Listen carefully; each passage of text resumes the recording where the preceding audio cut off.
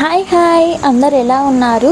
ఈరోజు థ్రాష్ కోసం నేను యాపిల్ ప్యూరీ తయారు చేశానండి. అది ఎలా తయారు చేశానంటే, ముందుగా ఒక మంచి యాపిల్ని తీసుకొని బాగా పీల్ చేసేసి సీడ్స్ ఏమీ లేకుండా అన్నీ పక్కన తీసేసి ఒక హాఫ్ యాపిల్ తీసుకుంటున్నాను, ఓన్లీ హాఫ్.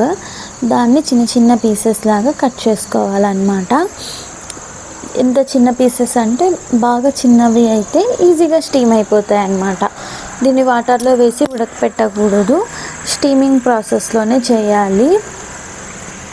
స్టీమ్ చేస్తేనే కొంచెం యాక్చువల్లీ పుల్లగా వస్తాయి అన్నమాట. కొన్ని యాపిల్స్ టేస్ట్ చూసుకోవాలి, కొన్ని స్వీట్గా ఉంటాయి, కొన్ని పుల్లగా ఉంటాయి. అలా దాన్ని బట్టి ఇలా చిన్న చిన్న పీసెస్ కట్ చేసుకొని స్టీమర్లో పెట్టేసుకోవాలన్నమాట. బాగా మెత్తగా ఉడికేలాగా చూసుకోవాలి. బాగా మెత్తగా ఉడికిన తర్వాత దాన్ని మనం మిక్సీలోకి వేసి బాగా ప్యూరీలాగా కన్సిస్టెన్సీ వచ్చేలాగా తీసుకోవాలన్నమాట.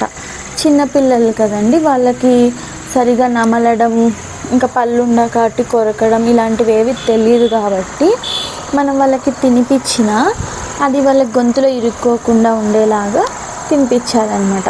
ఇప్పుడు ఫైన్ పేస్ట్ లాగా చేసి పెడితే వాళ్ళకి గొంతులో ఏమి ఇరుక్కోకుండా ఈజీగా లోపలికి వెళ్ళిపోతుంది. అందులోనూ సగం బయటనే మన ప్రాసెస్ అంతా చేస్తున్నాం కాబట్టి ఈజీగా డైజెస్ట్ అయిపోతుంది అన్నమాట వాళ్ళకి. సో ఇలా ప్యూరీస్ మనం carrot, beetroot, sweet potato, Apple ఇలాంటివన్నీ చేసుకోవచ్చు. అదే బనానానైతే ఈజీగా చేత్తోనే మెదిపేసి వాళ్ళకి తినిపించేస్తే తినేస్తారు. ఎందుకంటే అది మెత్తగా ఉంటుంది కాబట్టి మనం ఏమి ఇలాంటివి ఏం చేసే పని ఉండదు, డైరెక్ట్ తినిపించేయచ్చు అనమాట మెత్తగా చేత్తోనే మెదిపేసి.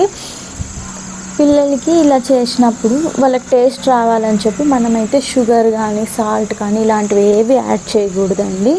ఎందుకంటే పిల్లలకి 1 year వచ్చే వరకు సాల్ట్, షుగరు ఇవ్వకూడదు అనమాట.